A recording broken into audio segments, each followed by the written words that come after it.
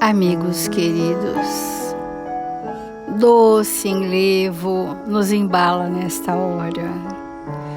Vibrações serenas acalentam os nossos sentimentos.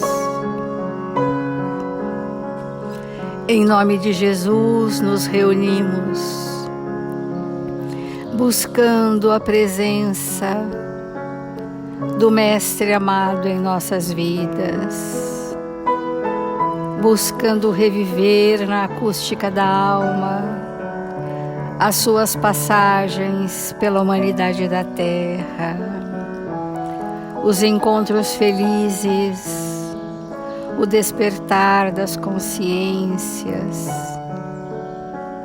a lei do amor sendo trazida como o reino de Deus para toda a humanidade da Terra.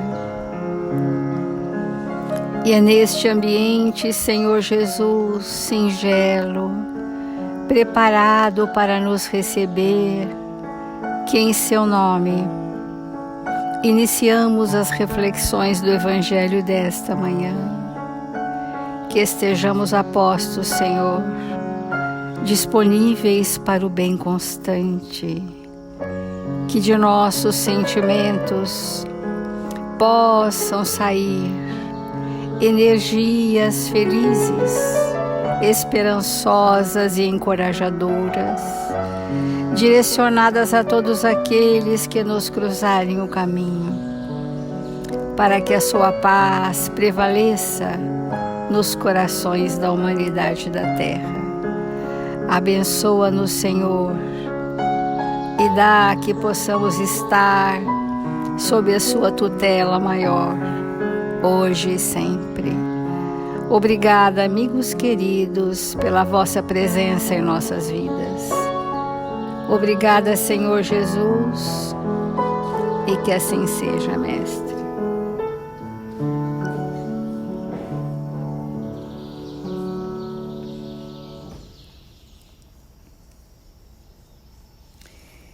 Do Evangelho segundo o Espiritismo, o capítulo 10, Bem-aventurados os misericordiosos. É tão extensa a compreensão desse valor, a misericórdia, que passa necessariamente pelo perdão para sermos misericordiosos.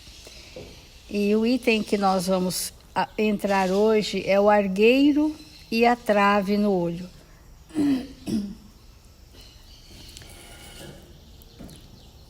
Diz o item 9: Por que vedes um argueiro no olho do vosso irmão, vós que não vedes uma trave no vosso olho? Ou como dizeis ao vosso irmão: deixa-me tirar um argueiro do vosso olho, vós que tendes uma trave no vosso? Hipócritas, tirai primeiramente a trave do vosso olho, e então vereis como podereis tirar o argueiro do olho do vosso irmão. É importante esse entendimento, porque vemos um cisco, uma ínfima parcela no outro, e não vemos o grande mal que existe em nós e que nos cega. Porque todo o painel da ilusão, tudo aquilo que foge ao entendimento da razão, tudo aquilo que transgride a lei, são forças cegas, que são as grandes traves na nossa percepção em relação ao outro. Então, por que vedes um cisco no vosso irmão e não vedes uma tapa imensa no vosso olho? Ou como dizeis ao vosso irmão: deixai-me tirar o argueiro do vosso olho, quando o argueiro está no meu, porque é assim que eu te vejo. Deixai-me tirar um argueiro do vosso olho, vós que tendes uma trave no vosso? Diz Jesus: hipócritas, tirai primeiramente a trave do vosso olho. Então, os tampões que enceguece o espírito são as nossas paixões. Então, as nossas paixões e os maus hábitos geram a minha interpretação sobre o outro. Como eu vou interpretar você, como eu vou sentir você, é a partir da projeção do que trago comigo. Então, hipócritas, tirai primeiramente a trave do vosso olho, e então vereis como podereis tirar o argueiro do olho do vosso irmão. Porque se não tirarmos a cegueira de nós, tudo o que fizermos em favor do outro será a projeção das forças cegas que estão em mim. Então, primeiro eu tenho que limpar a minha visão sobre o outro.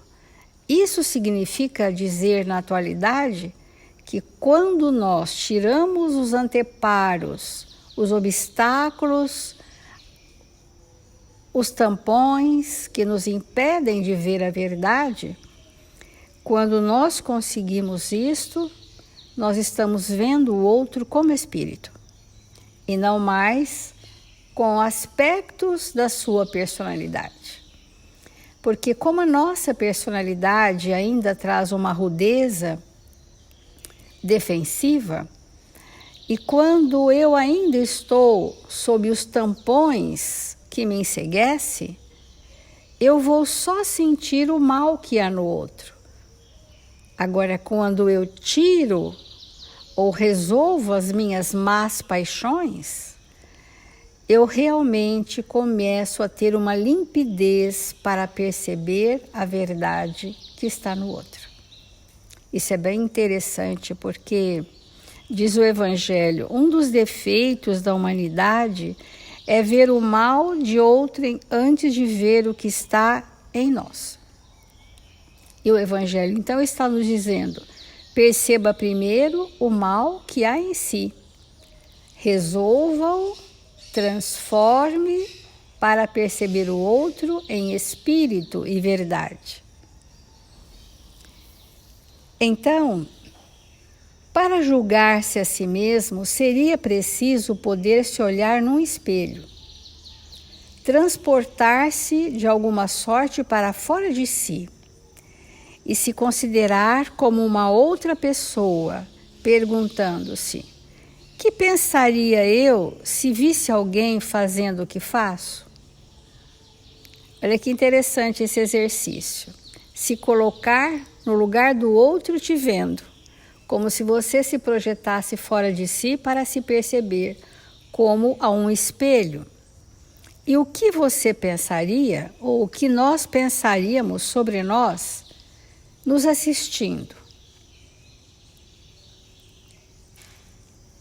Incontestavelmente, é o orgulho que leva o homem a se dissimular os próprios defeitos, tanto ao moral como ao físico.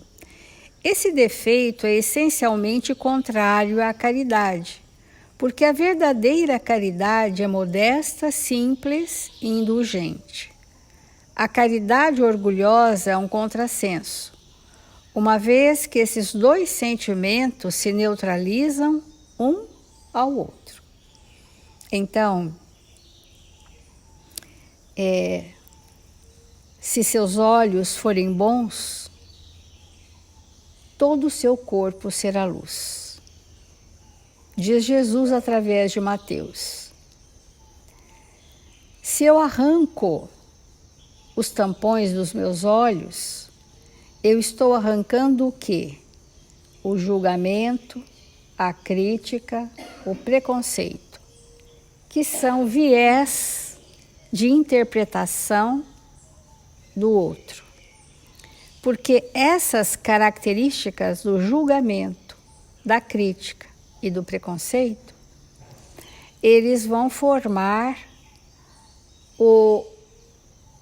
a percepção equivocada que eu tenho do outro, que não o representa. Então nós podemos estar 10, 20, 30 anos com uma pessoa e nunca tê-la conhecido como espírito. Porque eu fiquei 10, 20, 30 anos maldizendo, interpretando de forma injusta, enviesando a minha percepção da realidade. Então eu passo 10, 20, 30 anos com equívocos em relação àqueles que privam da minha companhia diariamente.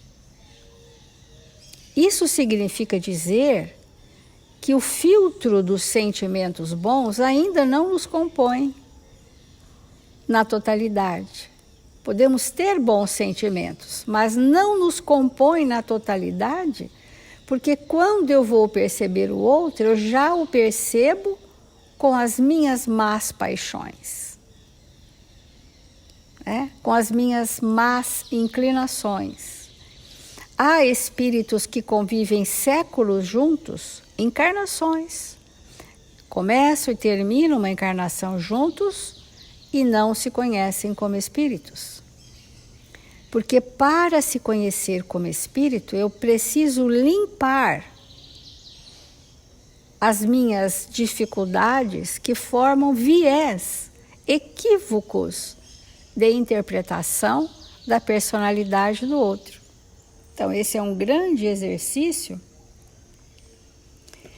para nós fazermos.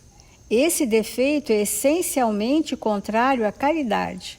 Então, resulta de que sem o olhar caridoso eu não te percebo como espírito. Sem o olhar indulgente eu não percebo como espírito. Sem o olhar benevolente eu não te percebo como espírito. E é isto que ao longo dos séculos nós estamos sendo convidados por Jesus a tirar primeiro o argueiro do nosso olho, ou melhor, a trave do nosso olho, que é bem maior do que o argueiro, que é um sinônimo de cisco. Eu preciso primeiramente, tirar de mim os entraves, os tampões da interpretação equivocada, porque quando nós estamos no mal, nunca estamos com a verdade, que são as leis de Deus. Quando estamos no mal, estamos com forças cegas nos guiando, que não são as leis divinas, que não é a manifestação da verdade. Então esse item vai começar a trazer para nós como mesmo que nós vamos tirar a trave, o anteparo, o obstáculo, o tampão dos nossos olhos.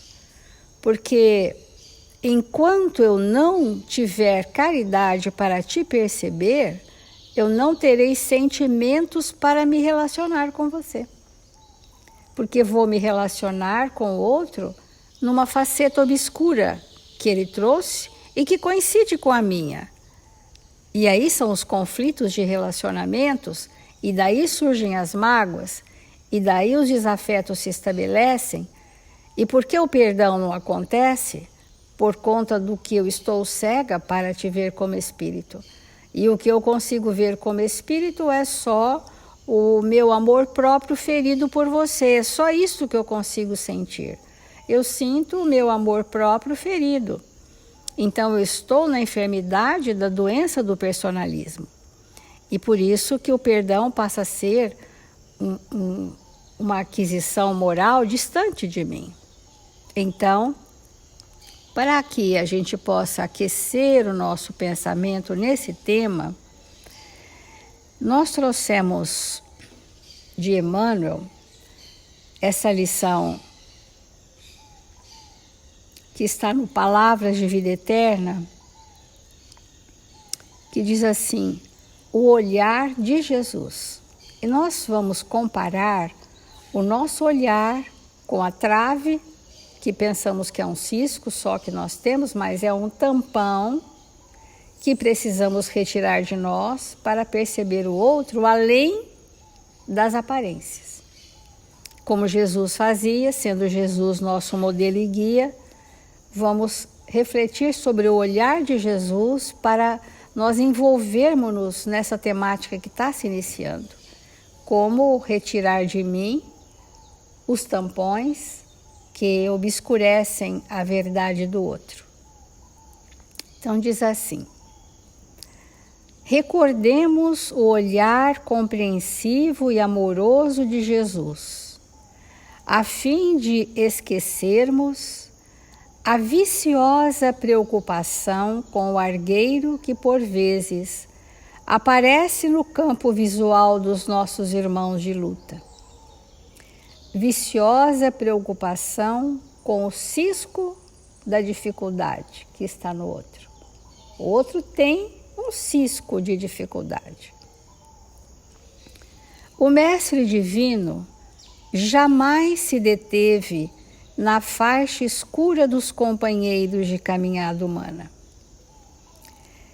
Porque nós podemos perceber a dificuldade de alguém e parar nisso. Parar nisso no relacionamento. Ah, você é assim? E eu jamais vou caminhar percebendo o quanto você progride, o quanto você evolui, o quanto você cresce. Eu me paraliso nesta faceta mínima, por isso que é um argueiro, um cisco, que você traz consigo. E congelo o meu relacionamento com essa característica. Então, mas Jesus jamais se deteve, por um segundo que fosse, na faixa escura dos companheiros de caminhada. Ele não se deteve no mal do outro. E aí ele vai citar em Bartimeu, o cego de Jericó, não encontra o homem inutilizado pelas trevas. Não foi isso que Jesus viu em Bartimeu, mas sim encontra o amigo que poderia tornar a ver, restituindo-lhe desse modo a visão que passa de novo a enriquecer-lhe a existência.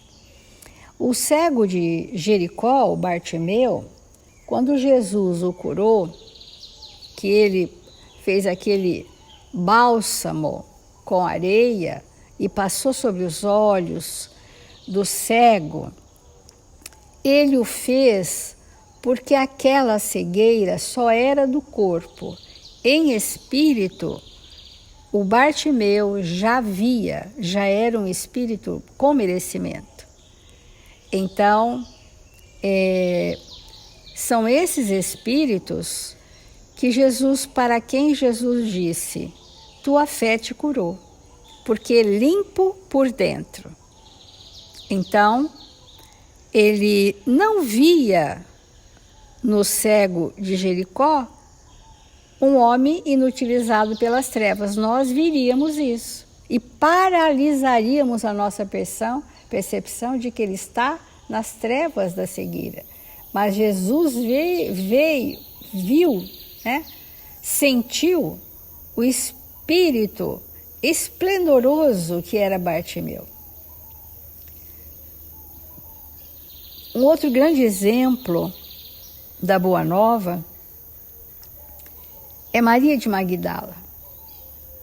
Em Maria de Magdala, não enxerga a mulher possuída pelos demônios da sombra, mas nós a julgaríamos assim. Mas sim a irmã sofredora, que são os olhos da misericórdia. E por esse motivo restaura-lhe a dignidade própria, nela plasmando a beleza espiritual renovada, que lhe transmitiria mais tarde a mensagem divina. Olha que importante, a mensagem divina da ressurreição eterna. Então, Jesus transcende ao aspecto externo da nossa personalidade para perceber que espírito está ali hoje, Maria de Magdala. Esse espírito extremamente amoroso, um espírito dado a sacrifícios imensuráveis, um espírito capaz de testemunhar a renúncia, um espírito com hábitos de fidelidade a Jesus adquirida nesse encontro com o Mestre. É isto que Jesus percebe em Maria de Magdala. E ela mesma espontaneamente, na sua confissão ímpar ao Cristo, na busca do amor puro, toma a maior decisão que esse espírito pôde tomar ao longo de milênios, a decisão de ser cristã e disseminar a boa nova do reino de Deus através do amor aos mais sofridos. Haja vista que Maria de Magdala se pôs a cuidar e amparar no Vale dos Leprosos. E por várias encarnações esse Espírito tem reencarnado, dando para a humanidade da Terra os esplendorosos exemplos de caridade no anonimato. Ela se apequenou para fazer-se grande na humildade. E Jesus a percebia como Espírito. Restaura-lhe a dignidade própria, nela plasmando a beleza espiritual renovada. Esse é o olhar do Espírito que já tirou a trave do seu, tirou os seus tampões. Quantos relacionamentos nós realizamos com o viés da má interpretação?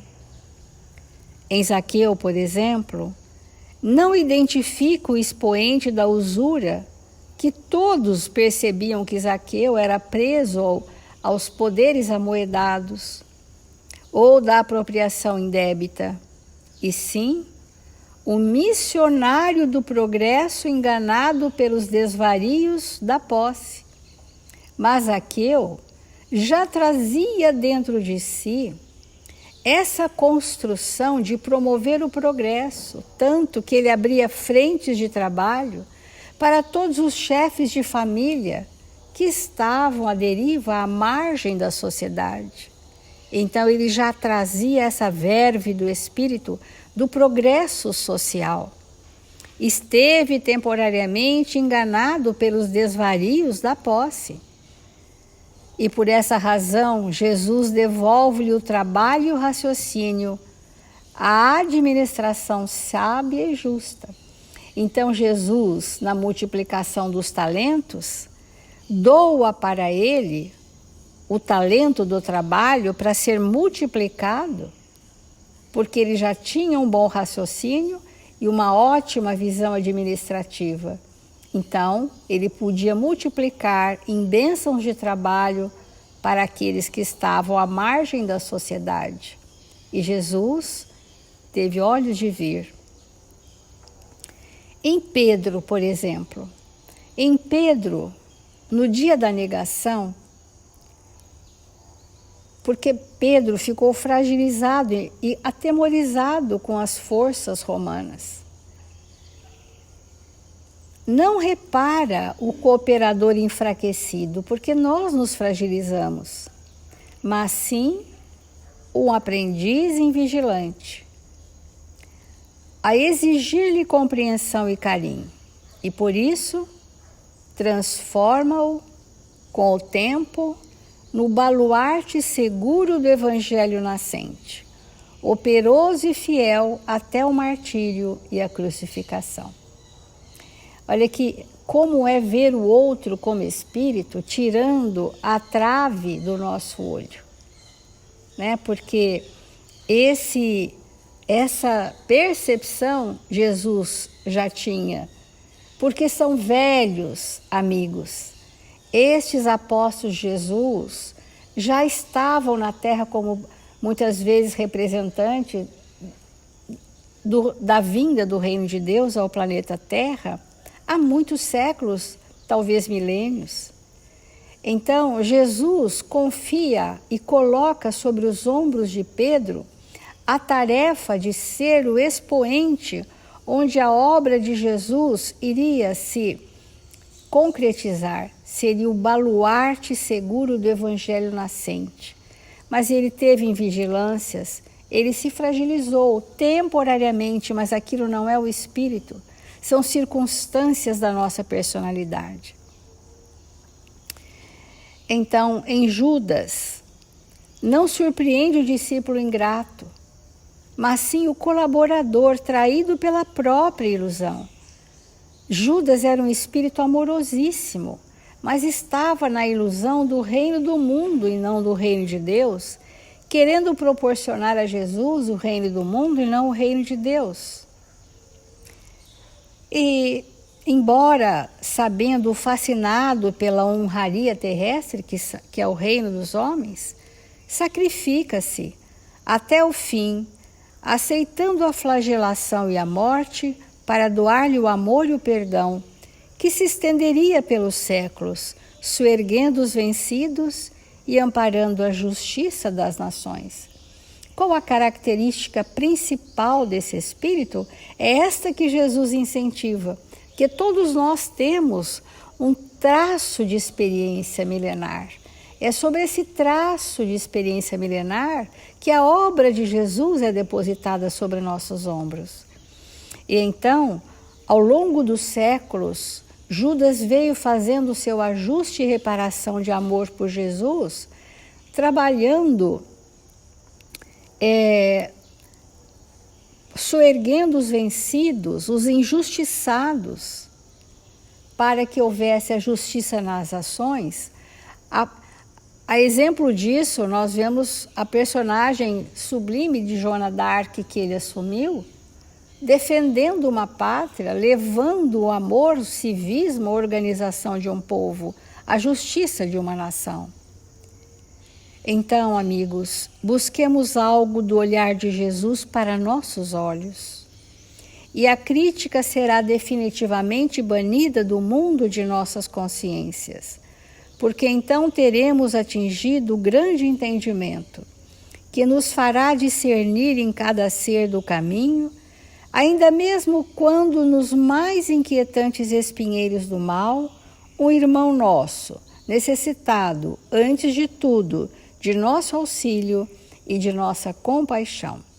Então, essa lição, busquemos algo do olhar de Jesus para os nossos olhos. Vamos falar por alguns dias sobre esse olhar de Jesus para conosco, para que nós possamos ter este olhar para com o próximo, transcendendo as traves, as barreiras da nossa ignorância espiritual, para aprendermos a nos relacionar misericordiosamente de espírito para espírito. Então vamos fazer a nossa prece.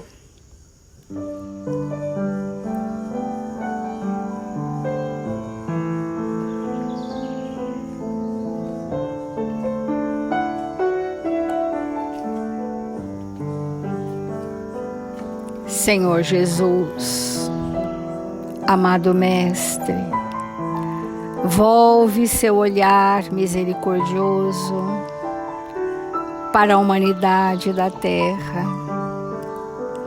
Ensina-nos, Senhor, as lições da simplicidade, da sobriedade dos hábitos, da leveza dos sentimentos e da alegria de servir em seu nome.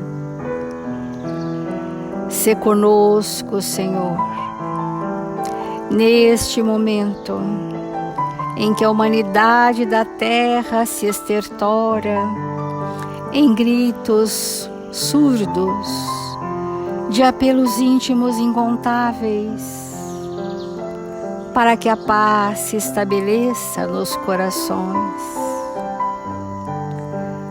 e que sejamos fraternos na intimidade do nosso lar, para que a fraternidade se estabeleça na intimidade de cada coração na terra. Filhos de Deus que nos reconhecemos ser, irmãos em humanidade, que sejamos uns pelos outros, onde quer que estejamos, hoje e sempre. Assim, amigos queridos, com alegria e paz em nossos corações, encerramos o Evangelho desta manhã dizendo: glória a Deus nas alturas, paz na terra, boa vontade entre os homens, hoje e sempre. E que assim seja, Senhor.